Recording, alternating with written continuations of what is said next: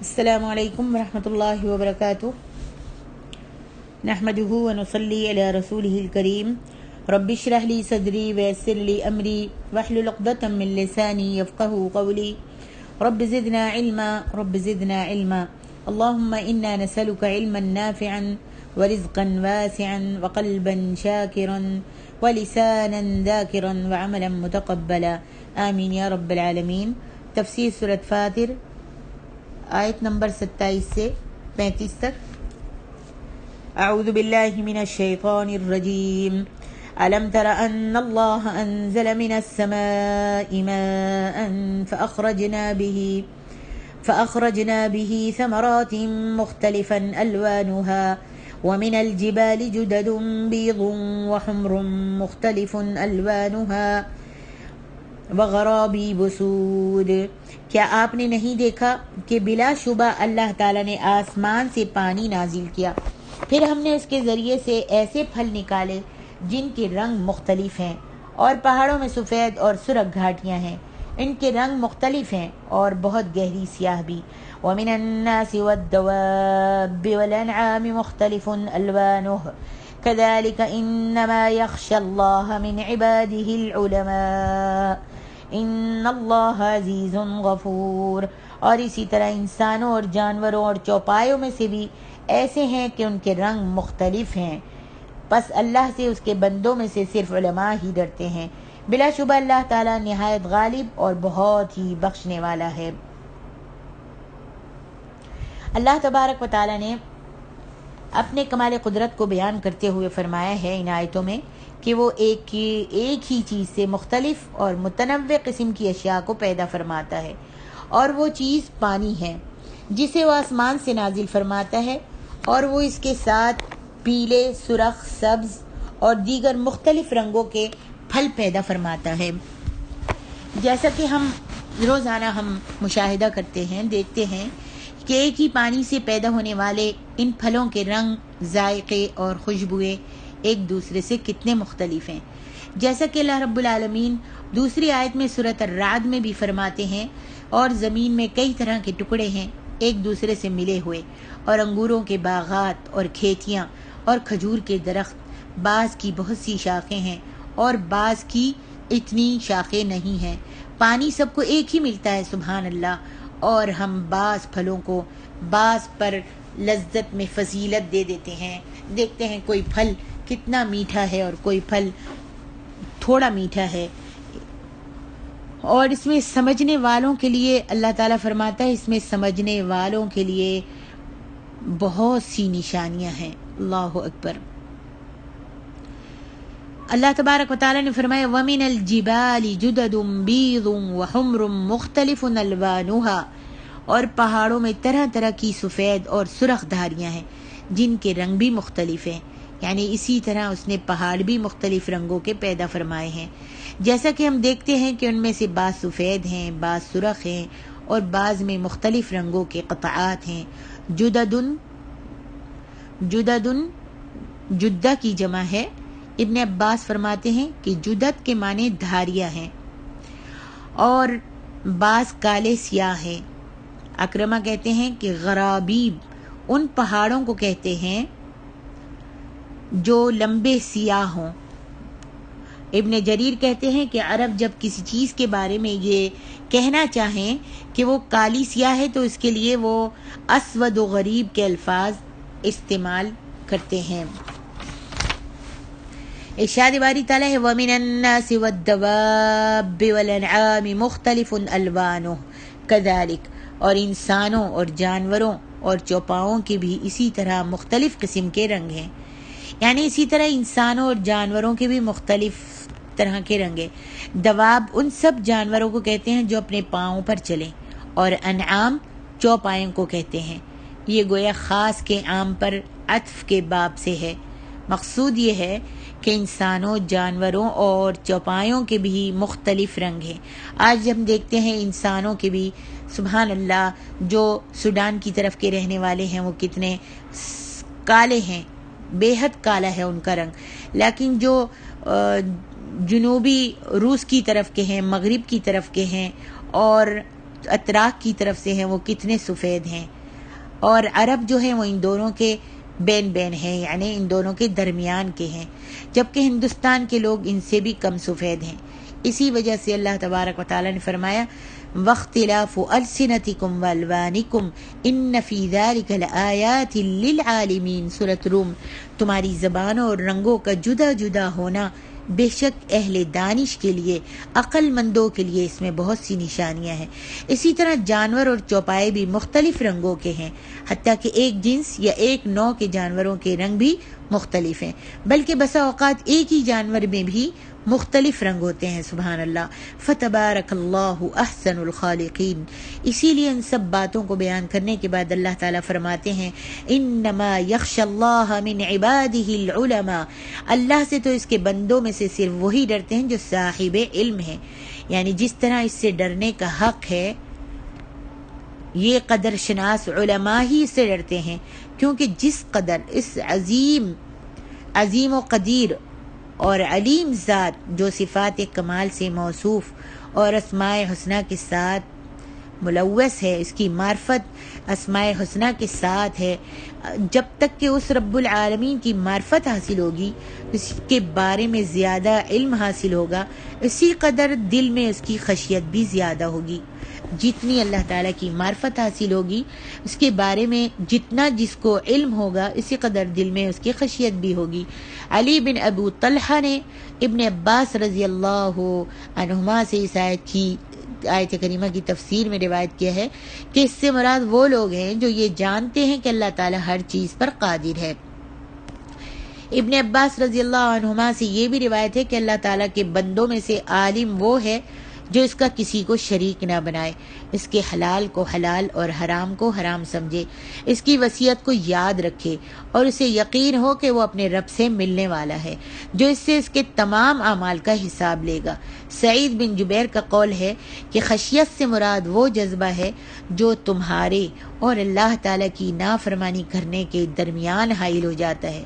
حسن بصری کہتے ہیں کہ عالم وہ ہے جو اللہ تعالیٰ سے بن دیکھے ڈرتا ہے، اس چیز سے رغبت رکھے جس کی اللہ تعالیٰ نے ترغیب دی ہے، اور اس چیز سے بے نیاز ہو جائے جس میں اللہ تعالیٰ کی ناراضگی ہو۔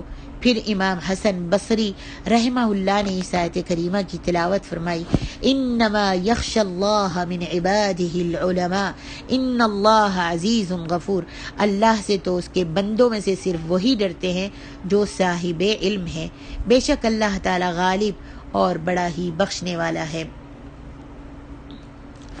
علماء کی 3 قسمیں بیان کی جاتی ہیں۔ سفیان ثوری نے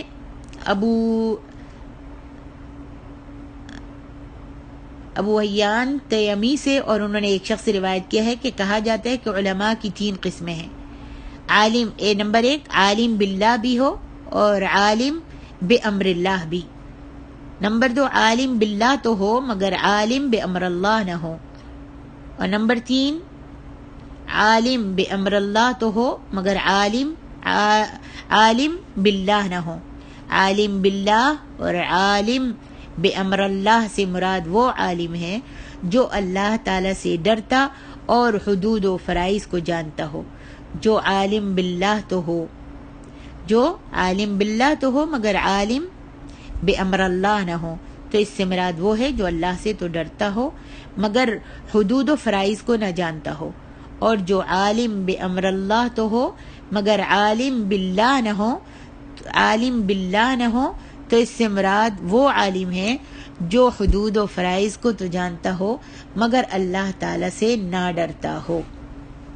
آگے ارشاد ربانی ہے ان الذین یتلون کتاب اللہ واقاموا الصلاة وانفقوا مما رزقناهم سرا وعلانیة یرجون تجارة لن تبور۔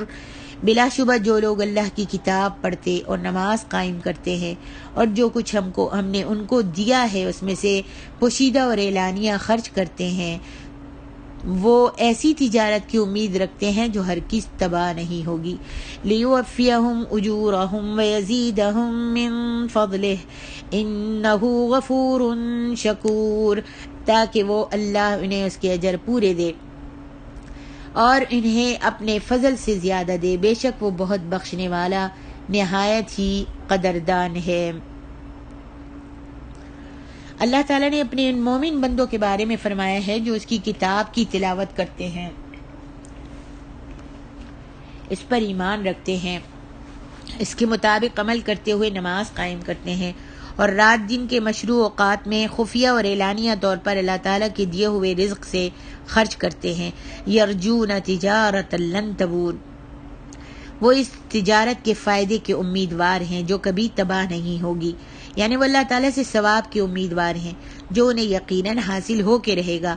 اسی لیے فرمایا لیوفیہم اجورہم ویزیدہم من فضلہ، تاکہ وہ اللہ انہیں ان کے پورے اجر دے اور اپنے فضل سے انہیں زیادہ بھی دے، یعنی ان کے عمل کا انہیں نہ صرف پورا بدلہ دے گا بلکہ اس قدر زیادہ دے گا جو ان کے وہم و گمان میں بھی نہیں ہوگا۔ انہ غفور شکور، یقیناً وہ تو بڑا بخشنے والا نہایت قدردان ہے، یعنی ان کے گناہوں کو بخشنے والا اور ان کے تھوڑے عمل کا بھی قدردان ہے۔ آگے ارشاد ربانی ہے والذی اوحینا الیک من الکتاب هو الحق مصدقا لما بین یدیہ ان اللہ بعبادہ لخبیر بصیر، اور اے نبی ہم نے جو کتاب آپ کی طرف وحی کی وہی حق ہے، ان کتب کی تصدیق کرنے والی ہے جو اس سے پہلے ہیں، بے شک اللہ تعالیٰ اپنے بندوں سے خوب باخبر ہے، ان کو خوب ہی وہ دیکھنے والا ہے۔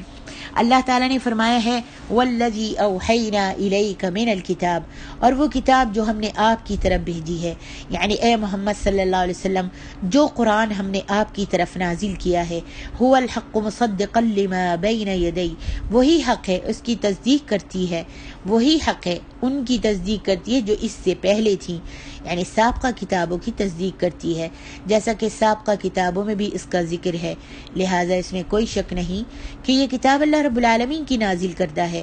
ان اللہ بعبادہ لخبیر بصیر، بے شک اللہ تعالیٰ اپنے بندوں سے خبردار اور ان کو دیکھنے والا ہے، یعنی ان کے بارے میں باخبر ہے کہ ان میں سے کون مستحق ہے کہ اسے دوسروں کی نسبت فضل و شرف سے نوازا جائے، اسی لیے اس نے انبیاء اور رسولوں کو تمام انسانوں پر فضیلت دی، نبیوں کو بھی ایک دوسرے پر فضیلت دی اور ان میں سے بعض کے درجات کو بلند کر دیا، پھر اس نے محمد صلی اللہ علیہ وآلہ وسلم کا مقام و مرتبہ سب سے بلند و بالا، عرفہ اور اعلیٰ کر دیا، صلوات اللہ وسلامہ علیہم اجمعین۔ فرمایا ثم اورثنا الكتاب الذین اصطفینا من عبادنا فمنهم ظالم لنفسه ومنهم مقتصد ومنهم سابق بالخيرات بإذن الله ذلك هو الفضل الكبير، پھر ہم نے ان لوگوں کو کتاب کا وارث بنایا جنہیں ہم نے اپنے بندوں میں سے چن لیا، پھر بعض تو ان میں اپنی جانوں پر ظلم کرنے والے ہیں اور بعض ان میں میانہ رو ہیں اور بعض ان میں اللہ کی توفیق سے نیکیوں میں سبقت کرنے والے ہیں، یہی بہت بڑا فضل ہے۔ اللہ تعالیٰ نے بیان فرمایا ہے کہ سابقہ آسمانی کتابوں کی تصدیق کرنے والی اس کتاب عظیم کو قائم کرنے والا ہم نے اس امت میں سے اپنے ان بندوں کو بنایا ہے جن کو ہم نے برگزیدہ کیا، پسند کیا۔ پھر اللہ تعالیٰ نے ان کی 3 قسمیں بیان فرمائی ہیں، فَمِنْهُمْ ظَالِمٌ لِنَفْسِهِ، تو کچھ ان میں سے اپنے آپ پر ظلم کرنے والے ہیں اور وہ بعض واجبات کے ادا کرنے میں کوتاہی کرتے ہیں اور بعض محرمات کا ارتکاب کر بیٹھتے ہیں، اللہ ہم کو ان میں سے بھی نہ کرے۔ وَمِنْهُمْ مُقْتَصِد، اور کچھ ان میں سے میانہ رو ہیں اور وہ واجبات کو ادا کرتے اور محرمات کو ترک کرتے ہیں، لیکن بعض مستحبات کو بھی ترک کر دیتے اور بعض مکروہات کا ارتکاب کر بیٹھتے ہیں، اللہ تو ہم کو ان میں سے بھی نہ کرنا۔ وَمِنْهُمْ سَابِقٌ بِالْخَيْرَاتِ بِإِذْنِ اللَّهِ، اور کچھ ان میں سے اللہ کے حکم سے نیکیوں میں آگے نکل جانے والے ہیں اور وہ واجبات کے ساتھ مستحبات کو بھی سر انجام دیتے ہیں، اور نہ صرف محرمات تو مکروہات بلکہ بعض مباحات کو بھی ترک کر دیتے ہیں، یا رب اجعلنا منہم۔ علی بن ابو طلحہ نے ابن عباس سے اس آیت کریمہ کی تفسیر میں ذکر کیا ہے کہ اس سے امت محمد کے لوگ مراد ہیں۔ اللہ تعالیٰ نے انہیں ہر اس کتاب کا وارث بنا دیا ہے جسے اس نے نازل فرمایا، تو ان میں سے جو ظالم ہے اسے بخش دیا جائے گا، میانہ رو سے آسان حساب لیا جائے گا، اور سبقت کرنے والوں کو حساب کے بغیر جنت میں داخل کر دیا جائے گا۔ سبحان اللہ۔ امام ابو القاسم طبرانی نے ابن عباس رضی اللہ عنہما سے روایت کیا ہے کہ ایک دن نبی صلی اللہ علیہ وآلہ وسلم نے فرمایا، شفاعتی لأہل الکبائر من امتی، میری شفاعت میری امت کے اہل کبائر کے لیے ہوگی۔ ابن عباس نے فرمایا کہ نیکیوں میں سبقت کرنے والے بغیر حساب جنت میں داخل ہوں گے، اور میانہ رو اللہ تعالیٰ کی رحمت کے ساتھ جنت میں داخل ہوں گے، اور اپنے آپ پر ظلم کرنے والے اور اصحاب اعراف جب محمد صلی اللہ علیہ وسلم کی شفاعت کے ساتھ جنت میں داخل ہوں گے۔ کئی ایک ائمہ سلف سے مروی ہے کہ اس امت کے برگزیدہ لوگوں میں سے ظالم وہ ہیں جن میں کچھ کجی اور کوتاہی ہوگی۔ کچھ دوسرے لوگوں نے کہا ہے کہ ان ظالموں کا تعلق اس امت سے نہیں، اور نہ ان کا تعلق اس کتاب کا وارث بننے والے برگزیدہ لوگوں سے ہے، لیکن صحیح بات یہ ہے کہ ان لوگوں کا تعلق بھی اسی امت سے ہے۔ علماء اس نعمت سے فیضیاب ہونے کے اعتبار سے سب سے زیادہ قابل رشک اور اس رحمت سے سرفراز کیے جانے کے سب سے زیادہ مستحق ہیں۔ جیسا کہ امام احمد نے قیس بن کثیر سے روایت کیا ہے، انہوں نے کہا کہ مدینے کا ایک شخص حضرت ابو دردہ کے پاس دمشق آیا، تو انہوں نے پوچھا، بھائی یہاں کیسے تشریف لائے؟ انہوں نے جواب دیا، مجھے معلوم ہوا ہے کہ آپ نبی علیہ الصلاۃ والسلام کی ایک حدیث بیان فرماتے ہیں۔ انہوں نے پوچھا، آپ تجارت کے لیے تو نہیں آئے؟ یعنی دمشق آپ اتنا لمبا سفر کر کے آئے ہیں، تو آپ کوئی تجارت کے لیے تو ادھر نہیں آئے؟ انہوں نے جواب دیا، نہیں۔ انہوں نے پوچھا، آپ کسی اور ضرورت سے تو نہیں آئے؟ انہوں نے جواب دیا، نہیں میرے بھائی، میں کسی ضرورت سے نہیں آیا۔ انہوں نے پھر پوچھا، آپ صرف اس حدیث کے لیے آئے ہیں، مجھ سے حدیث سننے کے لیے آئے ہیں؟ انہوں نے جواب دیا، جی ہاں۔ تو ابو دردہ نے فرمایا کہ میں نے رسول اللہ صلی اللہ علیہ وسلم کو ارشاد فرماتے ہوئے سنا، من سلک طریقا یطلب فیہ علما سلک اللہ بہ طریقا الی الجنہ۔ اللہ اکبر۔ جو شخص طلب علم کے لیے کسی راستے پر چلا تو اللہ تعالیٰ اسے جنت کے راستے پر چلائے گا، اور بے شک فرشتے طالب علم کی رضا کے لیے اس کے قدموں کے نیچے اپنے پر بچھا دیتے ہیں، اور بلا شبہ جو کچھ آسمانوں اور زمین میں ہے، حتیٰ کہ پانی میں مچھیاں، عالم کی مغفرت کے لیے دعا کرتی ہیں، علم سیکھنے والے کی مغفرت کے لیے دعا کرتی ہیں، عالم کی مغفرت کے لیے دعا کرتی ہیں۔ عالم کو عابد پر اس طرح کی فضیلت حاصل ہے جس طرح چاند کو تمام ستاروں پر فضیلت حاصل ہے۔ بے شک علماء ہی انبیاء کرام کے وارث ہیں، اور بے شک انبیاء نے دینار یا درہم کا وارث نہیں بنایا۔ انبیاء نے دینار یا درہم کا وارث نہیں بنایا، یعنی انبیاء دینار اور درہم چھوڑ کر نہیں مرتے، نہیں فوت ہوتے، بلکہ انہوں نے علم کا وارث بنایا ہے، وہ علم چھوڑ کر فوت ہوتے ہیں۔ پس جس نے اس کو لے لیا اس نے وافر حصہ لے لیا۔ اسے امام ابو داؤد، ترمذی اور ابن ماجہ نے بھی روایت کیا ہے۔ آگے ارشاد ربانی ہے، جنات عدن يدخلونها يحلون فيها من أساور من ذهب ولؤلؤ ولباسهم فيها حرير۔ ہمیشہ رہنے کے باغ ہیں جن میں وہ داخل ہوں گے، وہاں انہیں سونے کے کنگن اور موتی پہنائے جائیں گے، اور وہاں ان کا لباس بھی ریشمین ہوگا۔ وقالوا الحمد لله الذي أذهب عنا الحزن ان ربنا لغفور شکور۔ اور وہ کہیں گے، تمام تعریفیں اللہ ہی کے لیے ہیں جس نے ہم سے غم کو دور کر دیا، بے شک ہمارا رب بہت بخشنے والا خوب قدردان ہے۔ الذی احلنا دار المقامۃ من فضلہ لا یمسنا فیہا نصب ولا یمسنا فیہا لغوب۔ جس نے اپنے فضل سے ہمیں ہمیشہ رہنے کے گھر میں اتارا، اس میں ہمیں کوئی تکلیف نہیں پہنچتی اور اس میں ہمیں کوئی تھکاوٹ محسوس نہیں ہوتی۔ اللہ تبارک و تعالیٰ نے اپنے ان برگزیدہ بندوں کے بارے میں فرمایا ہے جنہیں رب العالمین کی طرف سے نازل ہونے والی کتاب کا وارث بنایا گیا اور جن بنایا گیا کہ انہیں قیامت کے دن جنت میں ان کا ٹھکانہ عطا کیا جائے گا، یعنی ایسے باغ میں، ایسی بہشت کا جن میں وہ قیامت کے دن اس وقت داخل ہوں گے جب وہ اپنے رب تعالیٰ کی ملاقات کے لیے آئیں گے۔ یحلون فیہا من اساور من ذہب ولؤلؤا، وہاں ان کے سونے کے کنگن اور موتی پہنائے جائیں گے، وہاں ان کو سونے کے کنگن اور موتی پہنائے جائیں گے، جیسا کہ ابو ہریرہ رضی اللہ عنہ سے مروی صحیح حدیث میں ہے کہ نبی صلی اللہ علیہ وسلم نے فرمایا تبلغ الحلیۃ من المؤمن حیث یبلغ الوضوء، مومن کا زیور وہاں تک پہنچے گا جہاں تک وضو کا پانی پہنچتا ہے۔ اللہم اجعلنا منہم ولباسہم فیہا حریر، اور ان کی پوشاک وہاں ریشمی ہوگی۔ دنیا میں ریشم کو ان کے لیے ممنوع قرار دیا گیا تھا مردوں کو لیے، مگر آخرت میں ان کے لیے مباح ہوگا، آخرت میں ان کو لباس یہ ریشم پہنایا جائے گا۔ صحیح بخاری میں ہے کہ نبی صلی اللہ علیہ وآلہ وسلم نے فرمایا من لبس الحریر فی الدنیا لم یلبس فی الآخرہ، جس نے دنیا میں ریشم پہنا وہ اسے آخرت میں نہیں پہن سکے گا۔ آپ نے یہ بھی فرمایا ہی لہم فی الدنیا ولکم فی الآخرہ، یہ ان کافروں کے لیے دنیا میں ہے اور تمہارے لیے آخرت میں ہے۔ اللہ اکبر۔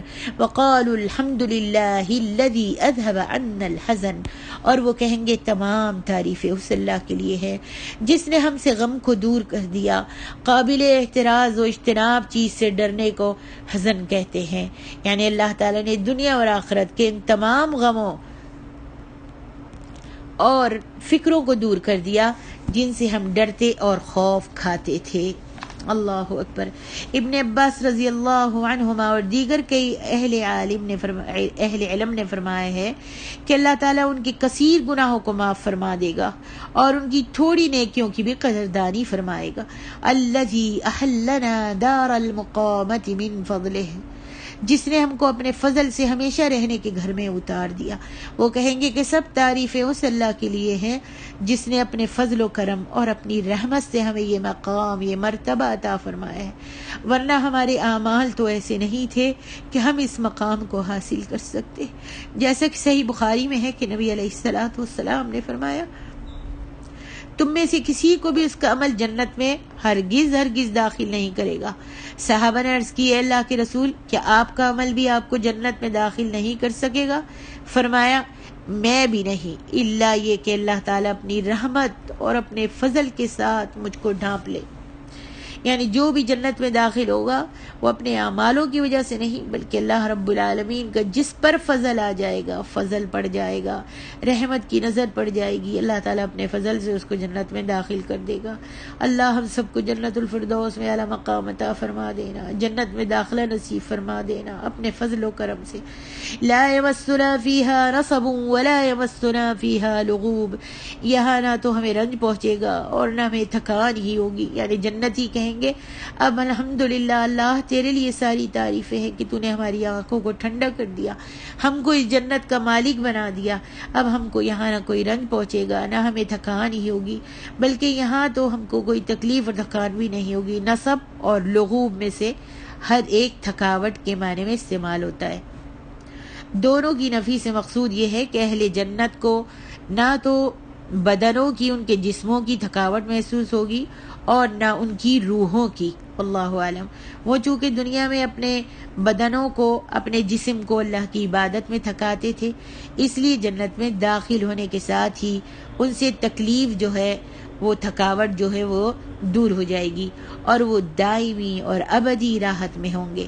اور اللہ تبارک و تعالیٰ ان سے فرمائے گا کلوا واشربوا ہنیئا بما اسلفتم فی الایام الخالیہ۔ سورۃ الحاقہ۔ جو عمل تم ایام گزشتہ میں یعنی دنیا میں جو تم کرتے آئے تھے اور جو کام تم نے کیے تھے اور تم نے آگے بھیجے تھے، اس کے صلے میں اب مزے سے تم یہاں پر کھاؤ اور پیو۔